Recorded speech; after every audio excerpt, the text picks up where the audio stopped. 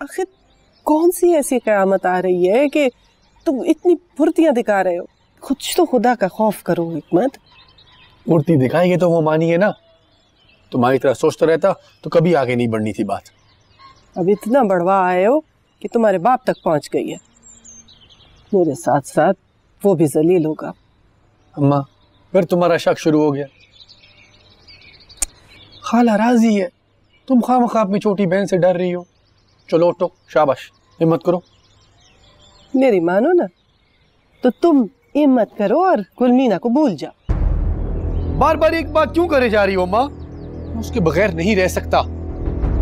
वादा कर चुका हूं मैं उससे, और उस वादे को पूरा करने के लिए मैं कुछ भी कर सकता हूं, कुछ भी। मैं तुम्हारे बगैर नहीं रह सकता। मैंने तुमसे इश्क किया, दिल लगी नहीं की। मैं तुमसे वादा कर चुका हूं, जिसे पूरा करने के लिए मैं कुछ भी कर सकता हूं, कुछ भी। तुम्हारे सारे गांव को आग न लगा दी तो मेरा नाम बदल देना। मरजान, मरजान, मरजान, बात तो सुनो। मरजान, अच्छा जाती हूँ। मैं दाजी को बुलाता हूँ। रुको, फिलहाल माँ की बेइज्जती हो लेने दो, बाप की बाद में करवा लेना। अम्मा खाला ने दोनों का बोला है। उसने रिश्ता देना हुआ ना तो उसके लिए मेरा जाना ही काफी होगा, और अगर नहीं देना हुआ तो रिश्ता वो अपना बुखार भी नहीं देगी, चाहे पूरा लश्कर ले जाओ।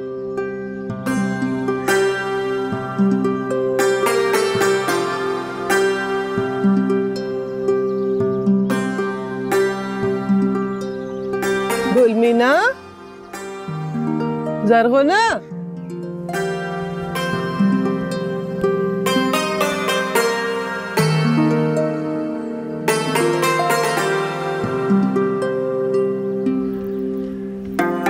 अस्सलाम वालेकुम खाला। वालेकुम सलाम। वो अम्मा तो खेत में गई है। अच्छा,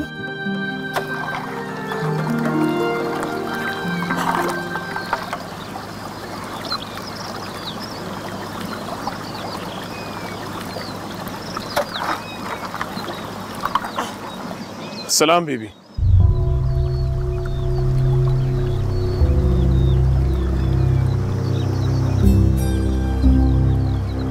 रास्ते में बस खराब हो गई थी, इसलिए जरा देर हो गई आने में।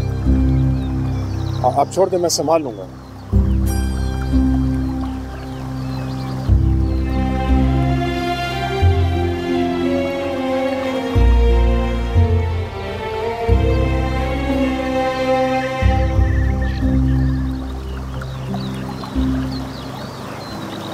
वो मस्तान अपनी इबादत करने 3 दिन के लिए ननकाना साहब गया है, तो मैं और अम्मा ही खेतों का ख्याल रख रहे हैं।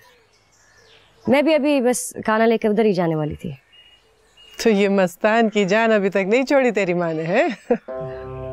इतने सालों से इधर ही है, अब तो घर का फर्द हो गया है। घर का फर्द हो गया है ना, तो कलमा पढ़वा और अपनी माँ की शादी करवा दो तुम उससे। मैं तुम्हारी तरह याश औरत नहीं हूँ।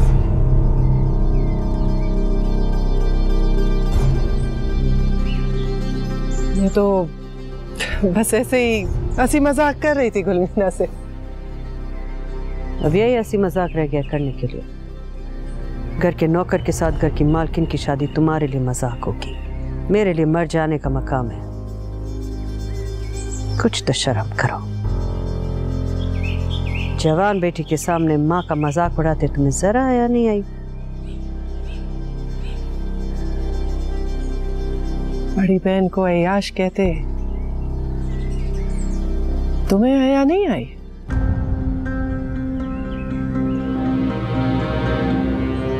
तुम अंदर जाओ।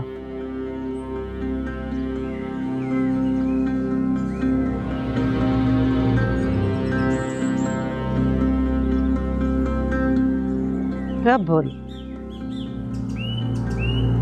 कौन से आया की बात कर रही थी तुम? इधर इधर। उधर दीवार में कौन से जन्नत के पत्थर जड़े हैं जिनकी जियारत से अपनी आंखें ठंडी कर रही हो तुम? इधर एक जिंदा जीता जागता बंदा तुमसे बात कर रहा है, मुझसे बात करो। बोलो। क्या बोलूं मैं? तुमने तो आते ही मुझे सींगों पे उठा लिया। इतने सालों बाद आई थी तुम्हारे घर में। कैसा करता है कोई बड़ी बहन के साथ? अब क्या कहूं मैं, क्या बोलूं? जो कहने आई वो कहो, जो मांगने आई हो मांगो। मांगो। बैठ के बात करें? सोच लो। बैठकर भी ऐसा जवाब दूंगी कि अपनी टांगों पे खड़ी नहीं हो सकोगी तुम। इसलिए खड़े खड़े ही जवाब सुन लो तो अच्छा है। तो फिर सुनाओ। मेरे मांगो तो सही।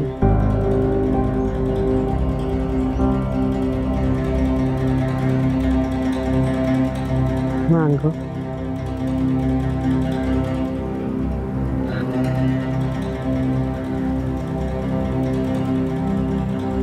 मैं हिकमत के लिए गुलमीना का हाथ मांगने आई हूं। देखो, ये पुरानी बातें, पुराने झगड़े भूल जाओ। अब ना वो वक्त रहा है, ना वो लोग रहे। अब तो इन बच्चों का वक्त है। हमारी बेवकूफियों की सजा इन्हें तो नहीं मिलनी चाहिए ना।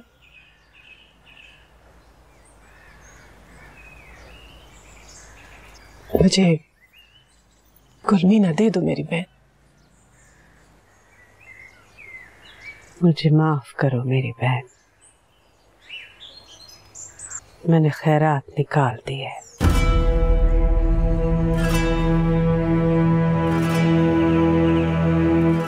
अब तुम भी निकलो, कोई और दरवाजा देखो।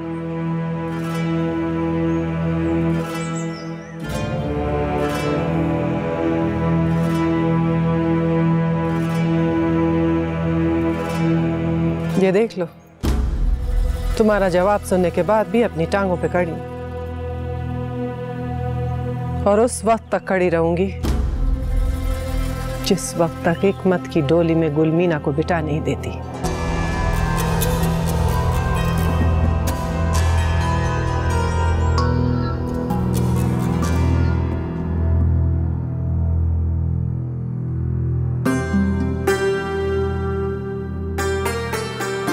मैंने कहा था ना, इतनी फुर्तियां ना दिखाओ।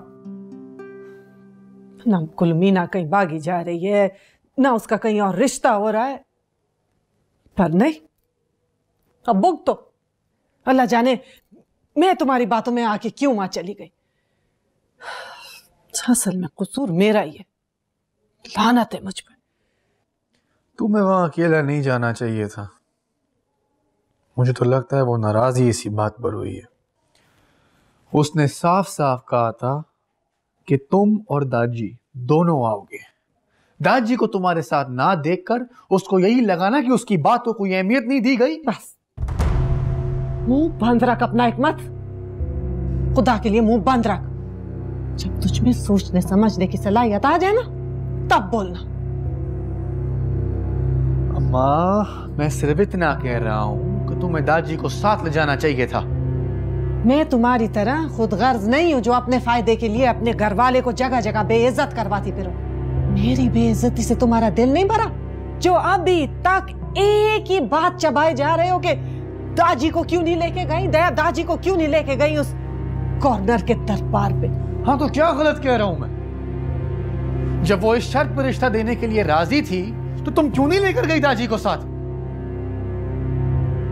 मुझे तो ना तुम्हारी नीयत पर शक हो रहा है अम्मा, तुम्हारी, खाला की और दादी, तुम सबकी नीयत पर शक हो रहा है। तुम सबके मसलों में मेरी बर्बादी हो रही है।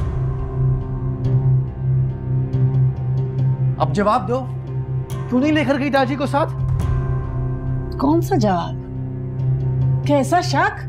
यही कि शायद किसी जमाने में उसका दादी के साथ रिश्ता था और तुमने दादी पर कब्जा करके उसका हक मारा है। इसीलिए तुम दोनों के दिलों में एक दूसरे के लिए इतनी नफरत है, इसीलिए एक दूसरे का सामना नहीं करते हो। तुम दादी को उससे छुपा रही हो, वो गुलवीना को मुझसे छुपा रही है और तुम मुझसे सच छुपा रही हो। अब मैं सारे पुराने मुर्दे भी निकालूंगा और गुलवीना को भी।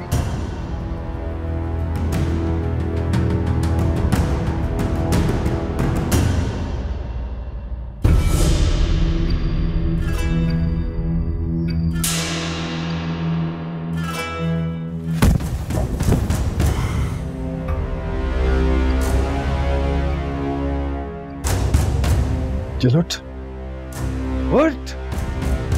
जैसे इससे पहले कि मेरी टांगें चलने लगे और ऐसी चलेंगी कि यहीं जमीन में धंस जाएगा तू। उठ। न तेरी मां बगैरत थी, ना इसकी बहन और ना मैं। कैसे ख्याल आया था तेरे ज़हन में ये? हाँ? कैसे आया? नहीं, क्या कर रहे? नहीं आजी, मत जान, छोड़ दे उसको। क्या कर रहे हैं आजी?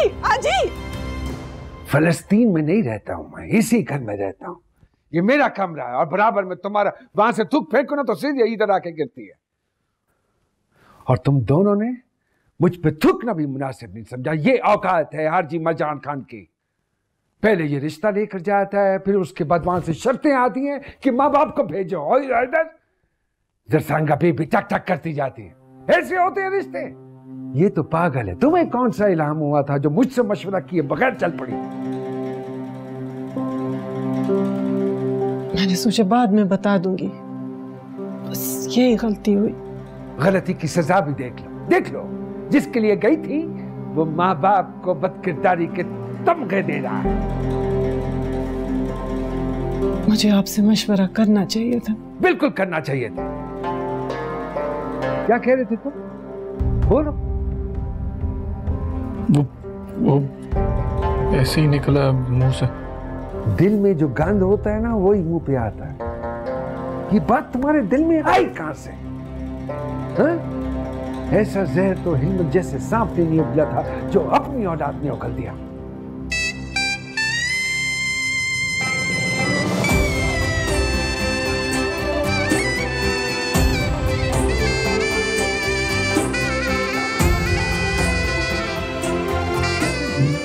माफ कर दें दादी, मुझसे में गलती हो गई। मुझसे भी गलती हो गई।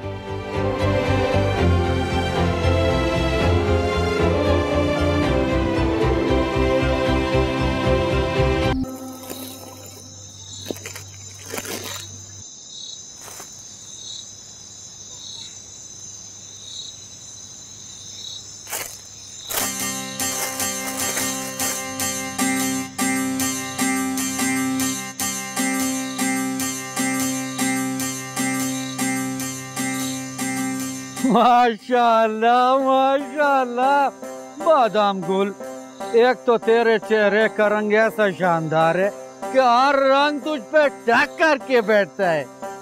रंग हो तो बादाम गुल जैसा और जोड़ीदार हो तो मस्तान सिंह पठान जैसा। ये ले, ये भी तेरे लिए, धूप नहीं लगेगा।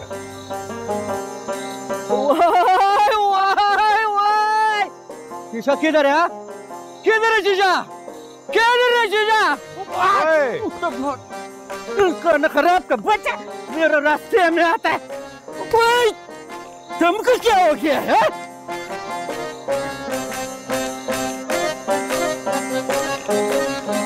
एक तो काली रात, ऊपर से काले रंग की ऐनक और सबसे ऊपर ये बादामी रंग का बादाम गोला। चश्मे बदूर बादाम गोला, चश्मे बदूर बादाम गोला, चश्मे बदूर बादाम गोला। काका, खाना।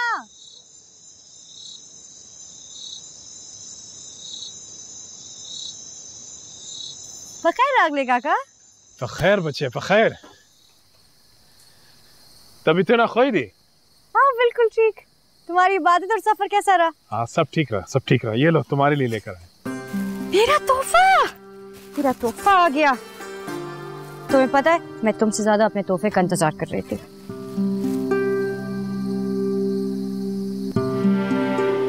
मजाक कर रही हूँ, अब मुझसे कहीं खफा नहीं हो जाना।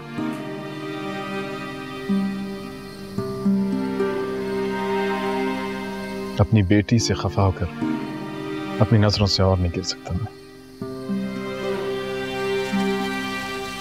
ये बीबी के लिए। ठीक है। अच्छा ये बताओ कि मेरे लिए दुआ क्या की? यही कि तुमको वो सब कुछ मिल जाए जो तुम चाहती हो। ओ, गलत दुआ कर दी ना काका। हुकूमत का नाम लेकर दुआ करनी थी। तभी मैं कहूं कि बात क्यों नहीं बन रही। बन जाएगी बात, बन जाएगी। मुझे भी लगता है कि अब बात बन जाएगी। आज खाला आई थी, अम्मा को धमकी देकर गई है कि कुलमीना अगर किसी की बहू बनेगी तो सिर्फ मेरी। अब देखते हैं क्या होता है। तुम्हें क्या लगता है कौन जीतेगा?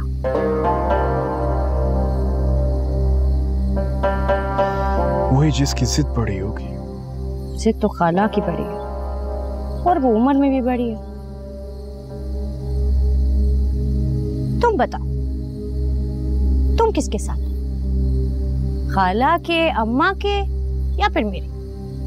बच्चे मैं तो अपने खुद के साथ नहीं हूं, किसी और के साथ क्या होऊंगा? काका मेरा दिल खुश करने के लिए कह दो ना कि मेरे साथ हो। दिल खुश करने के लिए नहीं, दिल से कह दो।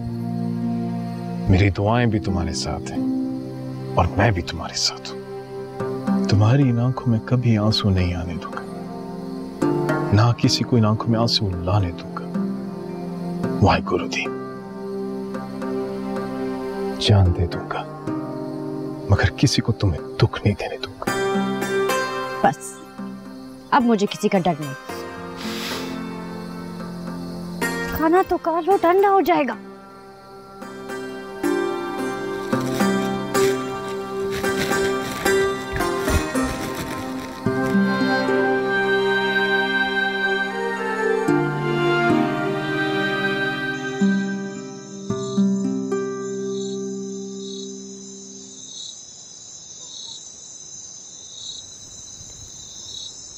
जरा इस्तेहासा करो, क्या कहेंगे लोग? तुम्हें कौन सी खुशियां चढ़ी हैं? वो मस्तान काका तुम्हारे लिए फिर से चादर ले आया है। रख दो अलमारी में, बाकी 19 के साथ। मरेगा तो उसके साथ ही दफन करूंगी सारी। हम ऐसी बात तुम भी कभी नमाज पढ़ा करो। पढ़ती तो और उस मस्ताने से ज्यादा बातें करने की जरूरत नहीं है। काम की बात क्या करो बस। कल को तुम्हें भी सीखना कर दे बदबख्त। खाना दो मुझको, नमाज पढ़ो और सो जा। की की आवाजें आती हैं।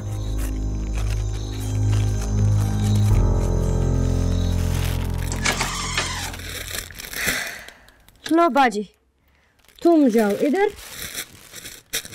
और मैं जाऊं उधर।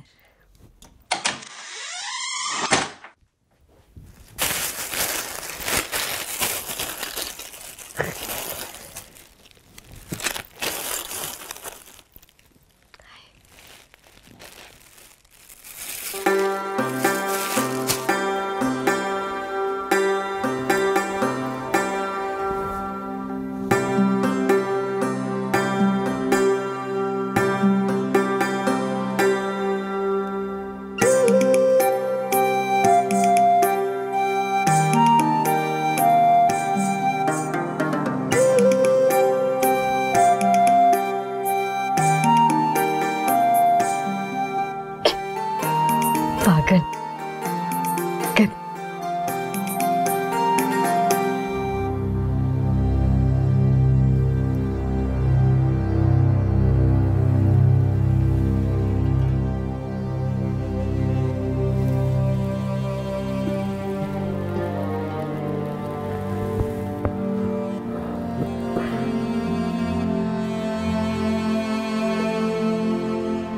भूल जाओ मैंने जो कहा।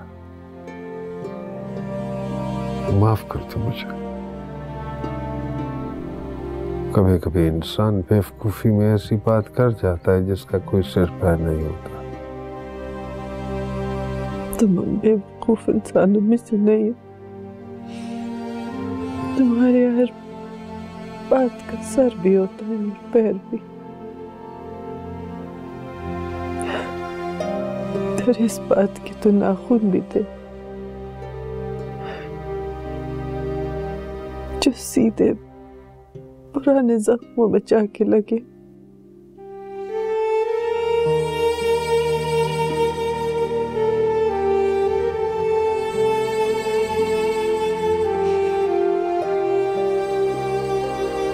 वही रहो,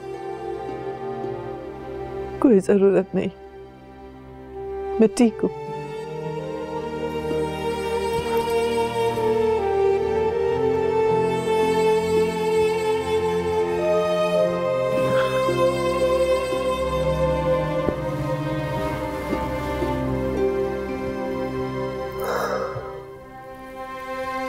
ठीक नहीं है तुम, रो रही हो, मालूम है मुझे। आवाज से नहीं, अंदर ही अंदर रो रही हो। आंसू जंगली घास की तरह होते हैं, खुद ब खुद निकल आते हैं। निकलना बंद होंगे तो ठीक हो जाऊंगी। ठीक ना भी हुई, चुप तो हो जाऊंगी। पहले कभी ऐसा नहीं हुआ था। ये तो बस वो बदबख्त हिकमत की वजह से मैं गुस्से में आ गया और ये बात मुंह से निकल गई। अच्छा हुआ जो बात इतने साल से दिल के अंदर थी आखिर निकल ही आए।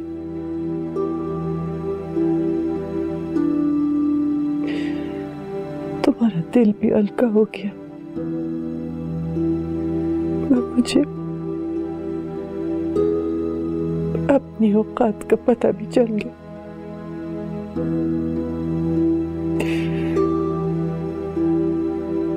तुमने वादा किया था मर जा,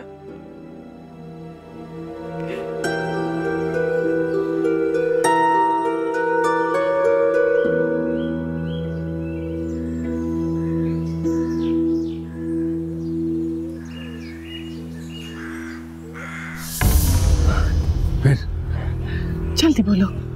नसरुल्लाह आ गई क्या सोचा है तुमने? मेरे इल्मत का ख्याल रखोगे तो मैं तैयार हूँ। वो तुम्हारा नहीं मेरा भी बेटा, क्यों नहीं ख्याल रखूंगा उसका? नसरुल्लाह का खून है वो। नसरुल्लाह का नहीं, तुम्हारा खून है। तो फिर वादा करो। वादा नहीं, कसम उठाता हूँ। उस मासूम का न सिर्फ अपना नाम दूंगा बल्कि जायदाद में से भी पूरा हिस्सा दूंगा। जल्दी करो, देर हो रही है। ये बताओ कब? अगली जुमेरात इल्मत को पेट दाम के लिए ले जाना है। ठीक है, मैं वहीं मिलूंगा। अपना वादा याद रखना। वादा नहीं, कसम। आई आई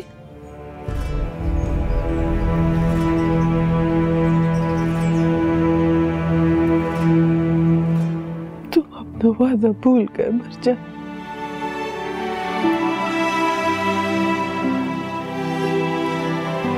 वादा नहीं, कसम खाई थी मैंने, अभी तक निभा रहा हूं। कैसे यकीन दिलाऊं तुम्हें?